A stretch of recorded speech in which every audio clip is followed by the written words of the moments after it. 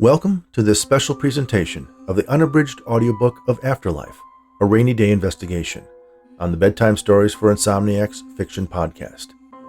Afterlife was inspired by a real-life investigation conducted by co-author and parapsychologist Lloyd Auerbach.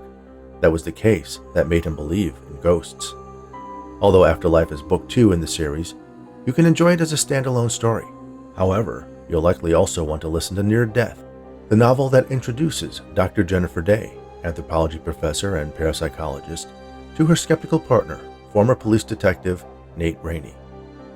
In Afterlife, Danny, a young boy, makes friends with the ghost of a woman, Maureen, who used to live in the house his family has moved into. He's the only one who can see and hear her.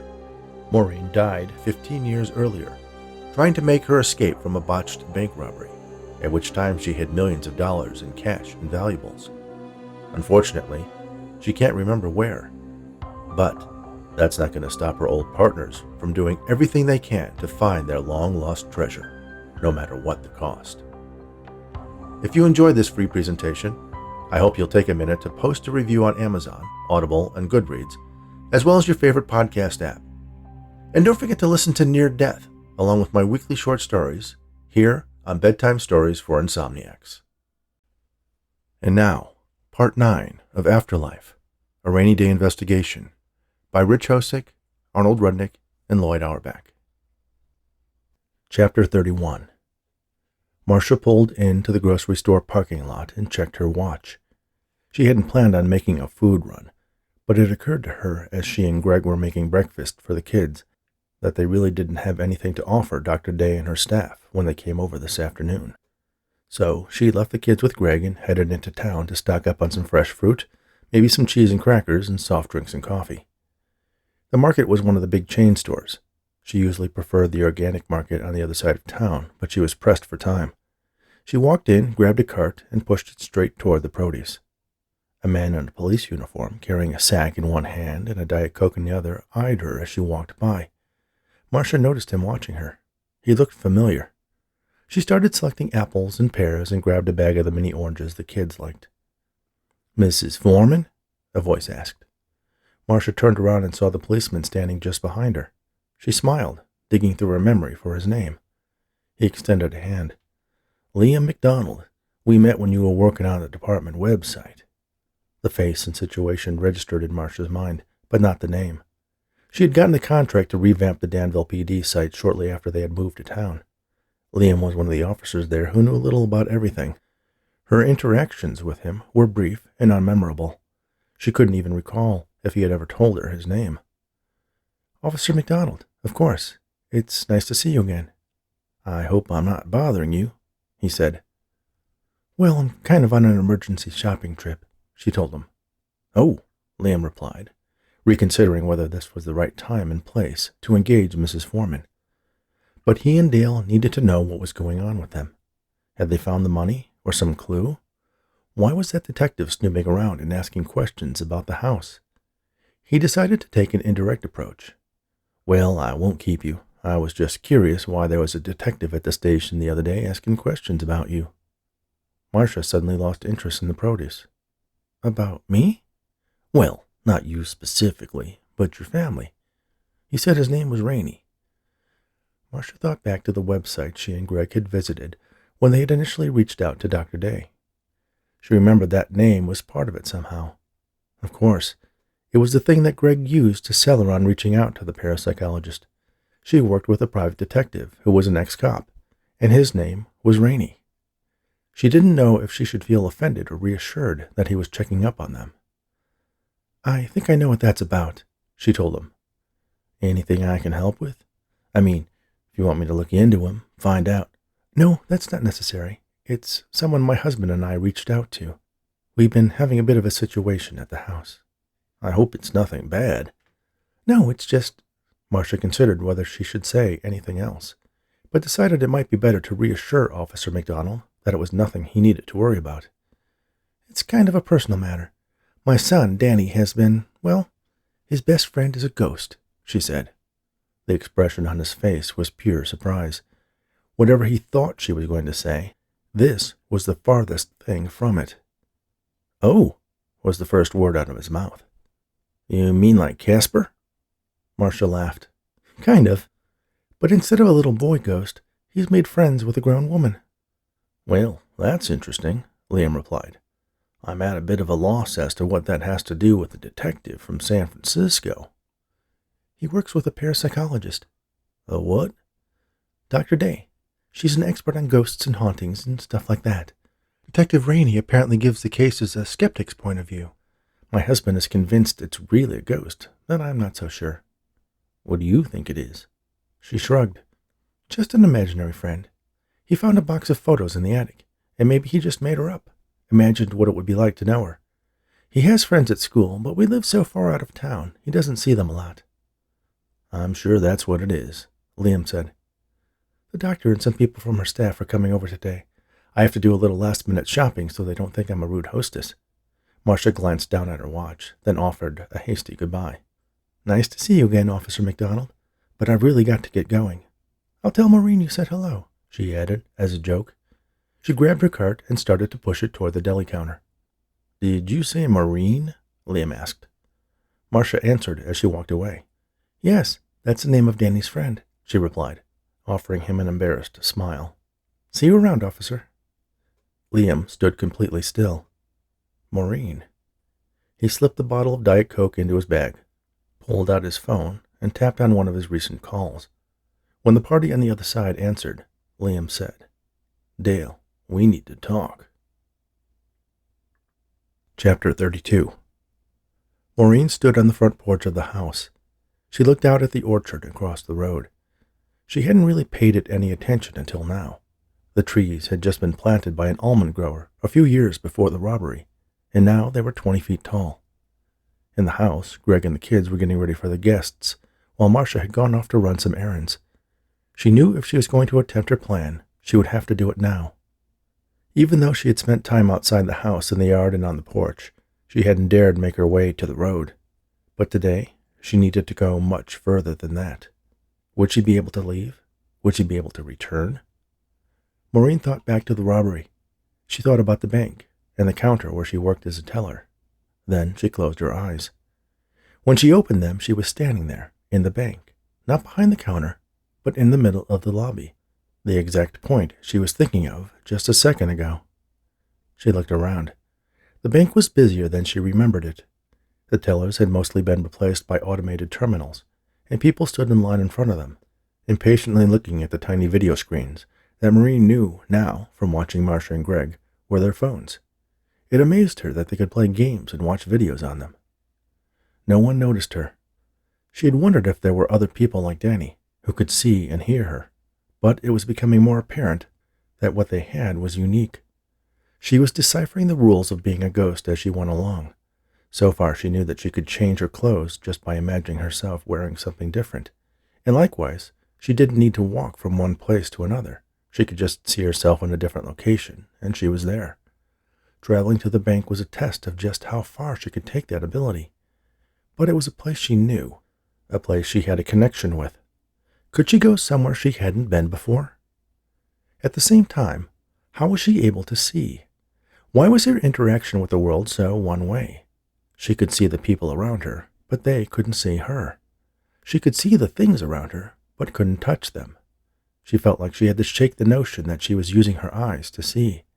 There had to be something else at work, a sense she didn't have when she was alive, or if she did, wasn't aware of. And if that was the case, was that wall really keeping her from seeing the street outside? It turned out it wasn't. For the first time, she felt disconnected from the image she had of herself. She wondered if she could see the whole town at once, and then she could. As she expanded her awareness, it became less focused. Individual people became crowds, but she could still sense them. She thought about Marcia, wondering where she was in that sea of people. The grocery store, she knew instantly, and then she could see her pushing a cart filled with bags toward her minivan in the parking lot. But she knew Marcia, and maybe had a connection with her through Danny. Would it work with someone she hadn't met? With Dr. Jennifer Daye? She pictured the photo from the website. Was that face out there somewhere? Could she see it with her ghost sense? Then she became aware of something in the distance. It resolved into an SUV speeding down the highway, and in the passenger seat was Dr. Daye. Maureen was pleasantly surprised to find herself in the back seat between two people she recognized as members of Dr. Daye's staff. Dave and Emily, she remembered. And driving was Detective Raney. Dave and Emily shivered. "Can you turn down the air a bit?" Dave asked. "It's not on," Detective Raney replied. His gaze was focused on the rearview mirror, trying to figure out if he really did catch a glimpse of a dark gray Hummer on the highway behind them, or if he was just imagining it.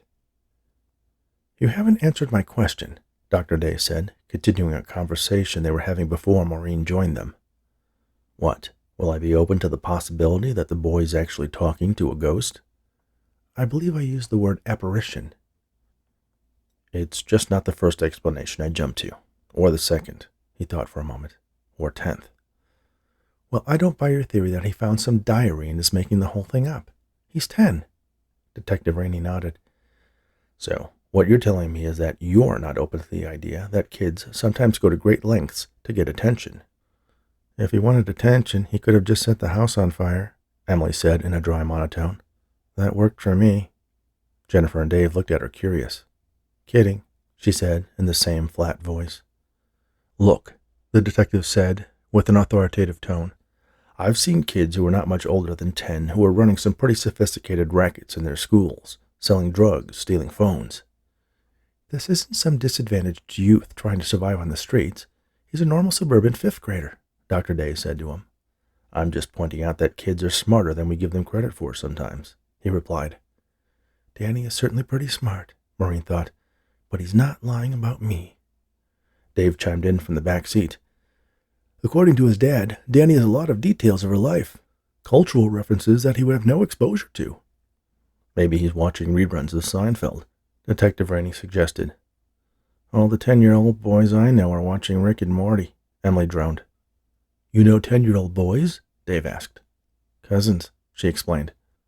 "I'm just saying that there are alternative explanations that are much more likely than conversations with a dead woman," Detective Raney reiterated. "Only if you don't believe we can have conversations with a dead woman," Dr. Daye countered. Maureen smiled. She was really starting to like Dr. Daye. Chapter 33. Marcia watched nervously as Emily set up a couple video cameras on tripods, and Dave unpacked a selection of sensors and started pairing them with a laptop computer. "Is all this really necessary?" she asked. Jennifer put a reassuring hand on her shoulder. "I promise, this is just for our use. Nothing we record here today will be shared with anyone unless you give us explicit permission." Marcia looked across the room to Nate. The detective had been quiet after introducing himself when they had first arrived. He didn't seem interested in what Dr. Daye and her assistants were doing. He walked around the living room, checking out the family photos they had hanging on the wall and looking out the windows. "Is that true, Detective Raney?" she asked, calling across the room. Nate turned his attention to the concerned mother and smiled. "You can believe Dr. Daye," he told her. "I'd trust her with my life." "And he has," Emily added dryly. Nate could see that Marcia was truly concerned. He crossed the room and gave her a reassuring smile. "In all the time I've known Dr. Daye and her staff, they have always been completely professional." Marcia seemed unpersuaded. "A lot of her cases end up in the newspapers and on the web," she said. Nate nodded. "Dr. Daye has never commented publicly without the consent of her clients, and everything published on her website has any personal information redacted. If you want answers, she's the right person to ask the questions." The tension in Marcia eased. "What do you think about all this?" she asked Nate. Nate eyed Jennifer, who raised a cautioning eyebrow. "I'm a detective," he answered. "I try to wait until I have all the facts before I make a determination." "And what facts did you gather from the local police?" Marcia asked. Nate didn't seem surprised that word of his visit with Chief Lewis had made its way back to the foremans. "Nothing you need to worry about," he replied. "Nothing makes a person worry more than telling them they don't need to worry," Marcia countered. "I have to agree with Mrs. Foreman on that one, Detective Raney," Dave said. "It's like telling someone not to think about elephants." "I like elephants," said a young voice from the stairway to the second floor. Everyone turned toward the sound. Daisy, the foreman's daughter, was dancing down the stairs, followed by Greg and Danny. The children were dressed as if they were going to school, and Danny didn't seem too pleased. Elephants are kind of stinky, Emily said. Daisy paused and looked at Emily. But they can pick up things with their noses. Emily thought about it, then replied, Yeah, that is kind of cool. My name's Daisy, the little girl said to Emily. Like the flower. What's yours? My name's Emily, Emily said. Like other people named Emily. Daisy laughed. You're funny. Not on purpose, Emily assured her. Hello, everyone, this is Danny, Greg said as he and his son entered the living room. Danny gave a shy wave. Jennifer waved back, then reached into her pocket and pulled out a small white paper bag. Do you like candy corn? She asked as she pulled out an orange and yellow candy from the bag and popped it into her mouth. Danny looked up at his dad. Can I? He asked. Greg patted him on the head. Sure. Not too much, Marcia warned. Jennifer bent over and offered the bag to the boy. Danny picked out 4 of the candies. He put 2 in his mouth and slipped the other 2 in his pocket. Can I have some? Daisy asked. Sure, Jennifer replied. She held the bag out to Daisy and the girl reached inside to find it empty. There isn't any left, she said, pouting. There isn't? Jennifer asked. She looked inside the bag. I wonder where they went. Daisy shrugged. Jennifer looked at the girl, inspecting her face. Oh, I see them. Where? Jennifer reached out for Daisy's nose with one hand while holding the empty bag below. She made a show of shaking Daisy's nose as the bag filled up with candy corn. The little girl's eyes widened in surprise. Jennifer took her hand away from her nose and held the bag out for Daisy, who eagerly filled her small hand with the colorful treats and started eating them one by one. Watch out for boogers, Danny warned. Daisy stopped, then looked up at Jennifer. Don't worry, I promise they are booger-free, Jennifer assured her. Daisy stuck her tongue out at Danny, then ran to her mom and pressed herself against Marcia's leg. Jennifer put the candy away and turned back to the boy. My name's Jennifer, she said. It's very nice to meet you, Danny. She extended her hand and Danny shook it. Nate marveled at how quickly and completely Jennifer charmed the kids. The magic trick for Daisy put the little girl at ease, and shaking Danny's hand let him know she would take him seriously. The way the kids accepted her in turn caused the parents to relax. Danny eyed the camera Dave was setting up. Am I going to be on TV? No, Jennifer answered. We just use those because sometimes it's hard to remember everything. But if we have a video, we can just watch it again. Danny nodded his understanding. Do you know why we're here? She asked. Because of Maureen, Danny answered. You're not going to try and catch her like they do on Ghostbusters, are you? He asked. I promised her you were nice. Jennifer lowered herself on one knee to Danny's level so she could look him straight in the eye. No, not at all. I'm a scientist, Danny, a parapsychologist. We study things like ghosts and people with special abilities. And it's not too often we find 2 of them in the same house. You think I have special powers? Kind of. You know how some people can hear or see better than other people? Danny nodded. Well, you can see and hear ghosts better than other people. So you think Maureen is real? That's what I'm here to find out, Jennifer assured him. Why don't we all sit down and get comfortable? The Foremans and Jennifer moved toward the sitting area of the living room. The family sat on the sofa, Danny in the middle with Marcia and Greg on either side, and Daisy on her mother's lap. Jennifer sat in an armchair across from them. Nate remained standing. He took a position where he could observe the whole scene, see everything going on, including a view of Dave's laptop showing the sensor widgets and video camera feeds.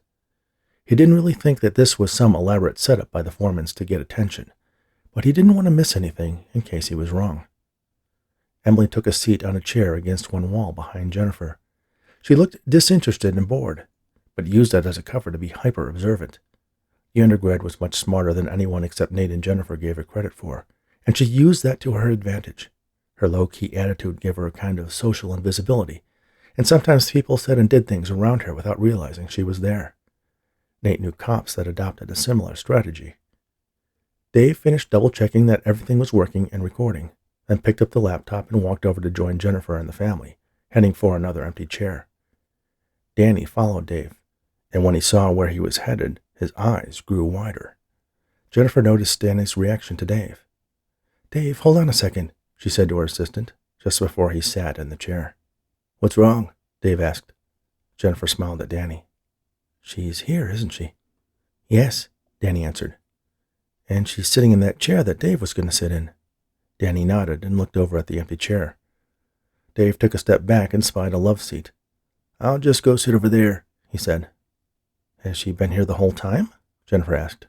Danny's head bobbed affirmatively. "How long have you been able to see Maureen?" The boy shrugged. "I don't know. Ever since we moved here." "How come you didn't tell your mom and dad about her then?" "I didn't know who she was." "But now you do." He nodded. "She's my friend." Jennifer smiled reassuringly.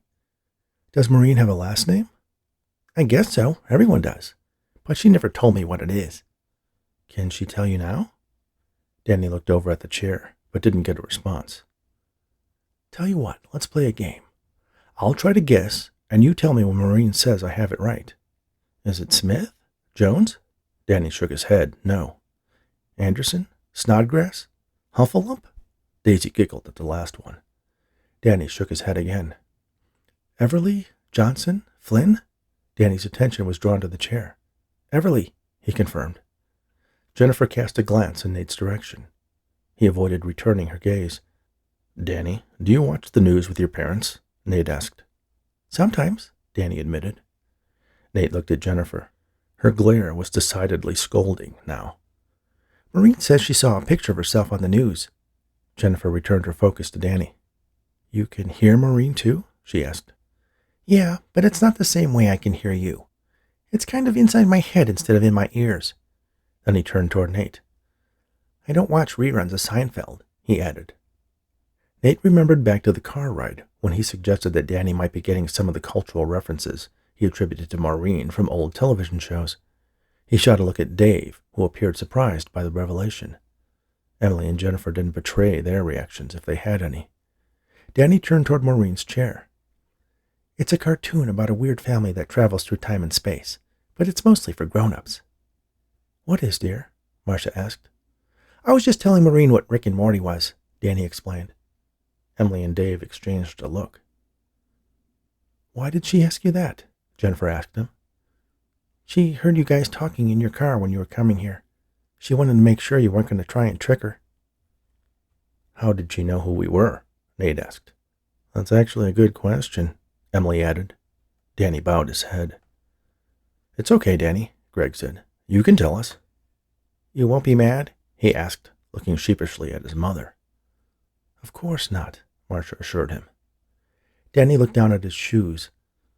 "I helped her look you up on Mom's computer."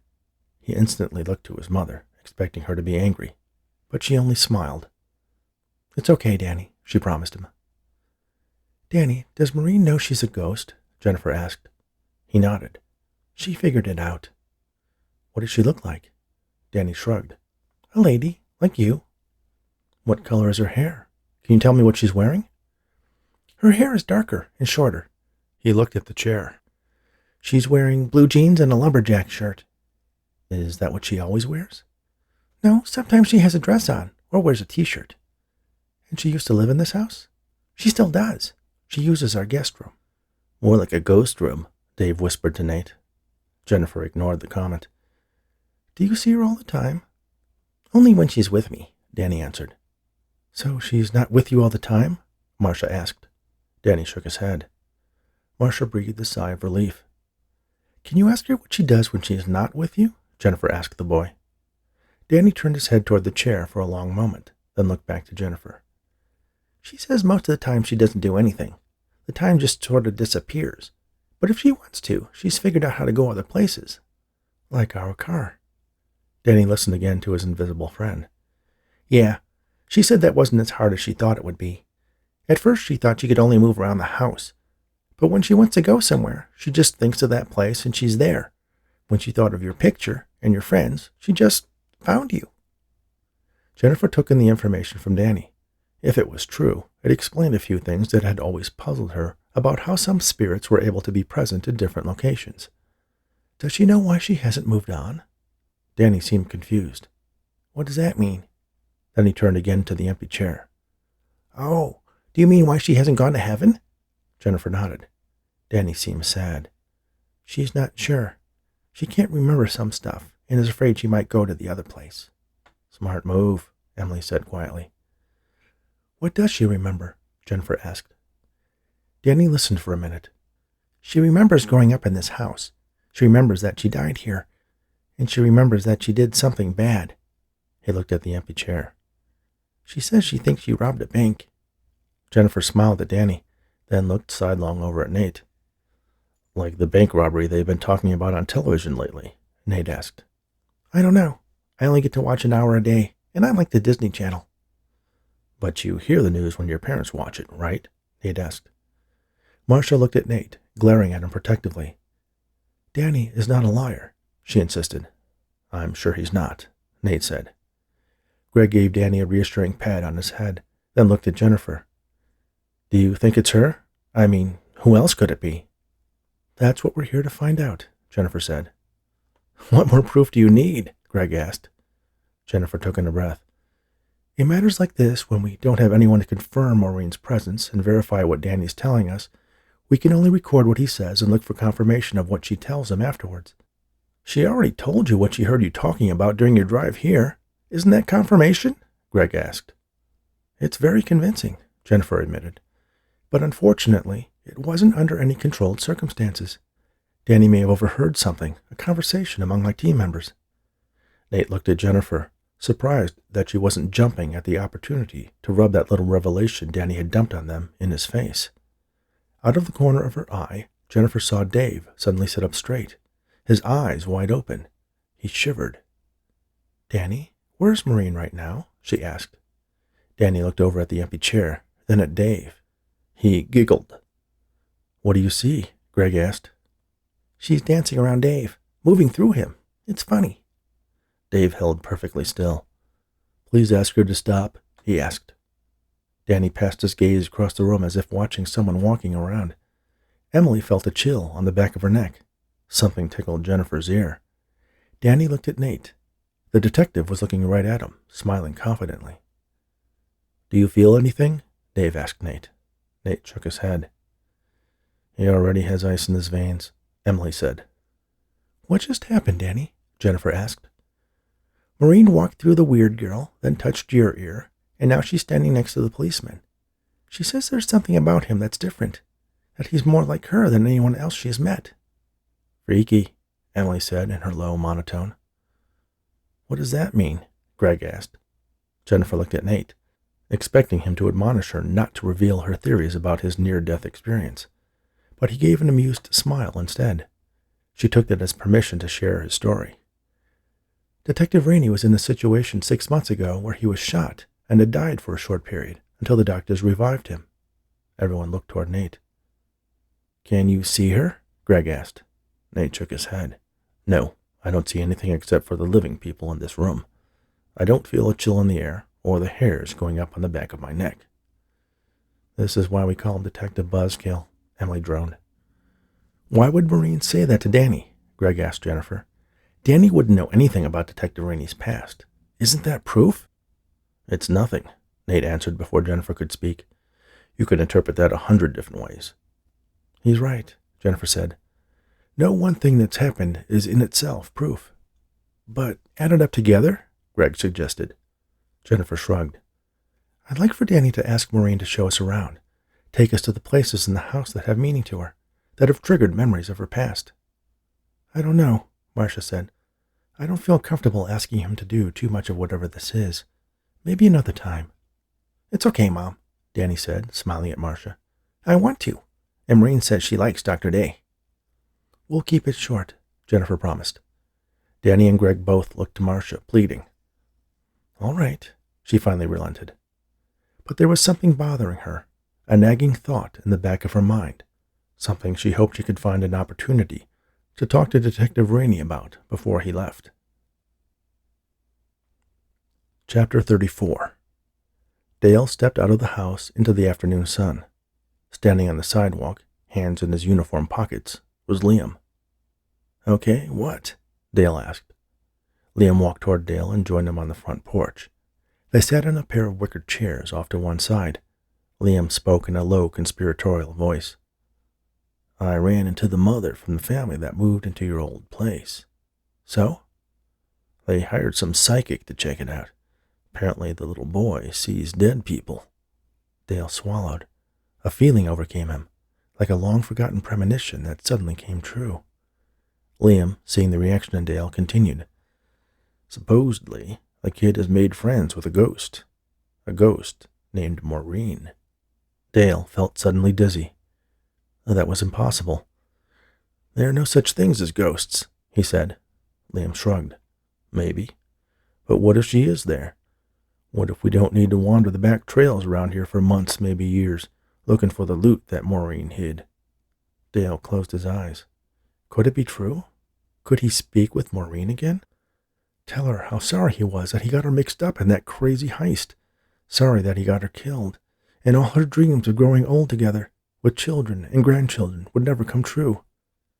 He had often teased Maureen when she made any remarks about the feeling she would get from time to time that her grandmother was hanging around the house, how she would get excited whenever they saw a television show featuring psychics who claimed they had a pipeline to the spirit world.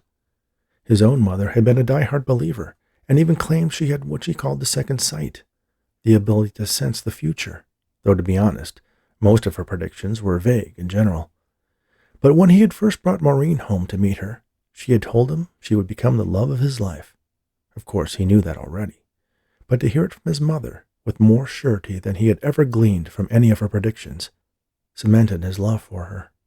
If only his mother had lived long enough to warn him about how disastrous the bank robbery would go. Dale, you still with me? Liam asked. Dale nodded. It could be a trap, he suggested. What, you think the district attorney placed a family of secret agents in your own house to trick you into revealing where Maureen hid the loot? Not the DA. I'm guessing some insurance company paid out a large benefit for that necklace you mentioned, and they aren't known for just walking away from that kind of loss. Liam shook his head. I know the mother. She did some computer work for the department. The father works over at the Costco. First thing I did was check to see if they had any connection to the bank or the safe deposit box victims. They're clean. Just an all-American family living the dream in rural California. What about the mastermind? Liam shuddered at the mention of the man who had set up the ill-fated heist. He thought about the accident the detective had had on the mountain road. The investigator claimed he had been run off the narrow strip of asphalt by a gray Hummer. Was that more than just a possible road rage incident? Maybe, Liam conceded. It is strange that we haven't heard from him yet. Dale nodded in agreement, then looked at Liam. Do you really think it could be Maureen talking to the boy? Liam shrugged. In my experience, things like that end up being someone trying to get attention. It could be faking the whole thing, spinning a tale, trying to get back some of the status he had before his younger sister was born. How old is he? 10. Dale whistled. Kind of a sophisticated grift for a 5th grader. Not unheard of, though.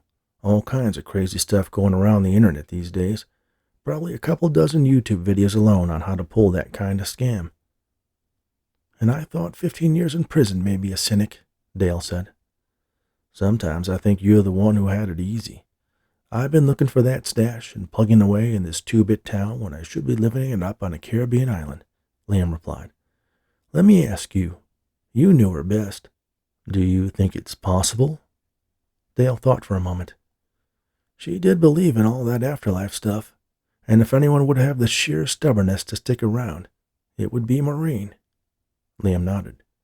Either way, if he's talking to her ghost or stumbled upon some clue she left behind, he could shortcut this whole treasure hunt for us. So what do we do? Pay them a visit?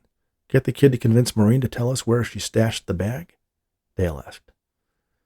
Let me do a little more snooping around. I'll find out exactly what's going on. If it turns out that the kid does know something, we'll figure it out from there. Dale nodded. It was moments like this when Liam scared him the most, when they were at a fork in the road, and Dale always seemed to follow Liam to the path that led them over a cliff. Thank you for listening to Afterlife, a Rainy Day investigation, on the Bedtime Stories for Insomniacs Fiction podcast. Remember to subscribe, share, rate, and review not only this podcast, but the novel you are currently listening to. The links to Amazon, Audible, and Goodreads are in the description for this episode. You can sign up for the Insomniacs newsletter at bedtimestories.studio and get a free bookmark.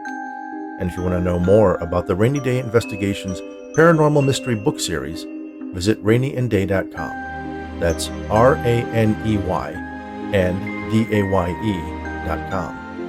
You can find out more about the host of Bedtime Stories for Insomniacs at richhosick.com. Thanks again, and all the very best.